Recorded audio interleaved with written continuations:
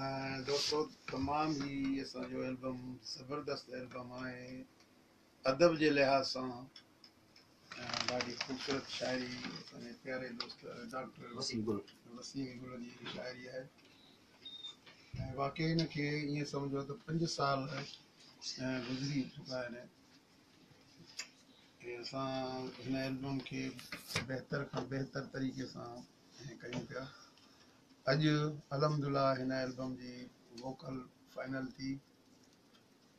उम्मीद क्या तो जेके मुझा पहिरियां केतरा ही एल्बम आयल आहिनि पर उन्हनि खां ही मुख़्तलिफ़ है।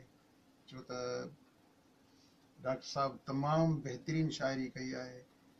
इनमें कौमी गीत भी आहिनि, अदबी गीत तमाम घणा आहिनि, सूफियानो रंग भी है। उन खां अलावा इश्किया भी आहिनि, गज़ल गीत भी आहिनि। तमाम ज़बरदस्त एल्बम आहे। इंशाल्लाह तव्हांखे बेहद पसंद ईंदो। छो तो मुझी पंहिंजी पसंद है, इंशाल्लाह तव्हांखे पसंद ईंदो। अस्सलाम वालेकुम।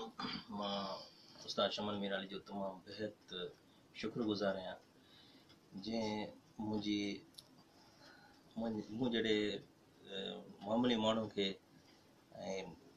नंढी शायरी के एडो वॾो मान दिनो लख थोरान।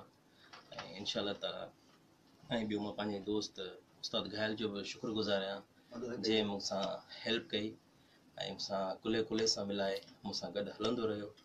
इन जा लख एहसाननि मुंहिंजे मथां। इंशाल्लाह तव्हां एल्बम ॿुधंदव तव्हां सभिनी खे तमामु सुठो इंशाल्लाह। महिरबानी।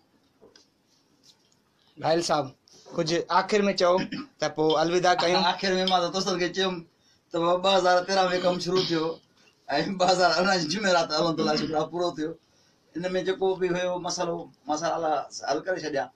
हाणे अॼु मिक्सिंग ते वेंदो इंशाल्लाह ताला। ये कोशिश इहा ई आहे त इन एल्बम खे असां ईद ते जेको आहे सो लॉन्च कयूं। अल्लाह करीम आहे।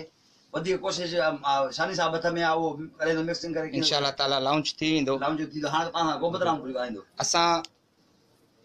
असां बिल्कुलु एल्बम फाइनल करे छॾियो आहे। आख़िरी वोकल रही पे या वोकल थी वई। हिन वक़्तु नाज़ स्टूडियो में आहियूं, तव्हांखे स्टूडियो मंज़र ॾेखारियूं था ऐं उन खां पोइ असांजी अलविदाई इंशाल्लाह ताला। वरी नेक्स्ट एल्बम में असां गॾु हूंदासीं सभई। महिरबानी दोस्तनि जी जेके असांखे ॾिसी रहिया आहिनि ऐं असांजे इन ॻाल्हियुनि खे, असांजे पोइट्री के, असांजी ॻाल्हि ॿोल खे लाइक था कनि ऐं कमेंट्स था कनि। महिरबानी, थैंक यू।